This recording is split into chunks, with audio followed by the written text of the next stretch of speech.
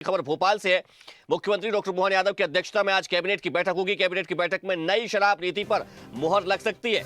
19,000 करोड़ रुपए का राजस्व जुटाने का लक्ष्य वित्त मंत्री जगदीश देवड़ा की उच्च स्तरीय कमेटी की मंजूरी मिल चुकी है। प्रदेश की शराब दुकानों की सिंगल ई टेंडर करने की तैयारी भी की जा रही है। तो 20% ज्यादा दर पर अब बोली लगेगी। नई शराब नीति में फर्जी बैंक गारंटी, ई बैंक गारंटी मान्य करने की बात। वही कंपोजिट शराब दुकान योजना का 3 माह में समीक्षा का प्रावधान किया जाएगा। इसको लेकर चर्चा की जा सकती है। चलिए इसी खबर पर ज्यादा जानकारी के साथ news at digital Anirudh Soni हमारे साथ जुड़ गए। अनिरुद्ध, आज मोहन कैबिनेट की बैठक हो रही है। कहा जा रहा है कि कई अहम प्रस्तावों पर मोहर लगी। कौन से ये प्रस्ताव हो सकते हैं?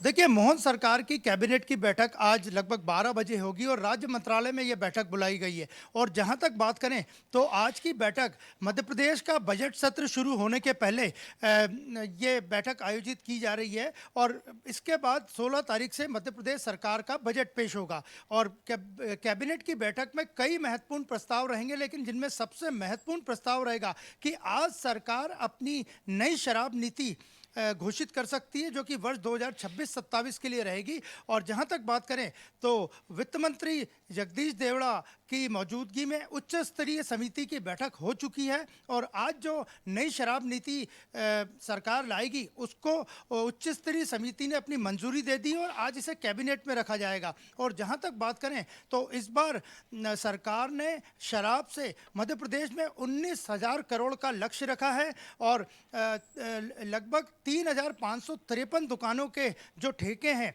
वो इस बार जो नई शराब नीति बनाई गई है उसमें सिंडिकेट से दूर रहेंगे, यानी ई बोली से, ई टेंडरिंग से पूरे ये ठेके होंगे। और जो सिंडिकेट का एकाधिकार था, जो समूह बना के शराब के ठेकेदार ठेके लेते थे, अब वो प्रक्रिया बंद हो गई है और बंद हो जाएगी। आज इसको मंजूरी मिल जाएगी। और जहाँ तक बात करें तो इस बार जो 19,000 करोड़ का लक्ष्य सरकार ने राजस्व 26-27 का शराब से रखा है, वो पिछले जो राजस्व है उससे 3,000 करोड़ का अधिक है। तो आप समझ सकते हैं कि ग्रुप नीलामी होने से, ग्रुप नीलामी रुकने से, जहां ई टेंडरिंग से सिंडिकेट का खात्मा होगा, वहीं पे इससे सरकार का राजस्व भी बढ़ेगा। लेकिन इसका एक दूसरा पहलू ये है कि अगर आज ये सारे प्रस्ताव पास हो जाते हैं तो लोगों को जो शराब मिलेगी, भले ही कंपोजिट दुकानों पे, वो महंगी हो जाएगी। यानी आज अगर नई शराब नीति सरकार कैबिनेट में लाती है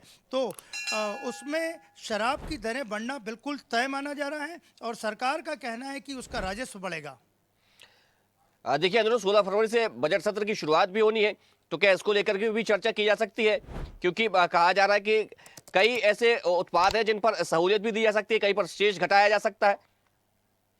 देखिए, बजट सत्र को लेकर आज की कैबिनेट की बैठक में चर्चा होगी, लेकिन सबसे जो महत्वपूर्ण प्रस्ताव रहेगा वो नई शराब नीति का रहेगा। आबकारी आयुक्त अभिजीत अग्रवाल एक बैठक कर चुके हैं जिसमें शराब के ठेकेदार शामिल थे, बार संचालक शामिल थे। उन्होंने सारे बिंदुओं को जो नई शराब नीति में शामिल करवा दिया है और फर्जी बैंक गारंटी से अब कोई ठेका नहीं ले पाएगा क्योंकि ई टेंडरिंग होगी। और इसके अलावा जो ठेकेदारों ने मांग की थी कि जो 85% इकट्ठा जो पैसा भरने का सरकार कहती है, आबकारी विभाग कहता है, उसको उन्होंने हटाने की मांग की थी, लेकिन वो भी पूरी नहीं हो पाएगी। और आज कैबिनेट में नई शराब नीति मध्य प्रदेश सरकार की आना तय है और इससे न केवल सिंडिकेट खत्म होगा, बाकी शराब की गुणवत्ता भी ठीक होगी। और जहां तक बात करें तो सरकार पूरी तरह से चाहती है कि राजस्व बढ़े। 19,000 करोड़ का लक्ष्य रखा गया है और 3,000 करोड़ की सरकार चाहती है कि इसमें बढ़ोतरी हो। और प्रदेश की 3,553 जो दुकानें हैं शराब की, उनके लिए ये नीति रहेगी। और आज आबकारी नीति सरकार लाएगी और उच्च स्तरीय समिति इसे मंजूर कर चुकी है और आज बस इस पे कैबिनेट की मोहर लगना बाकी है।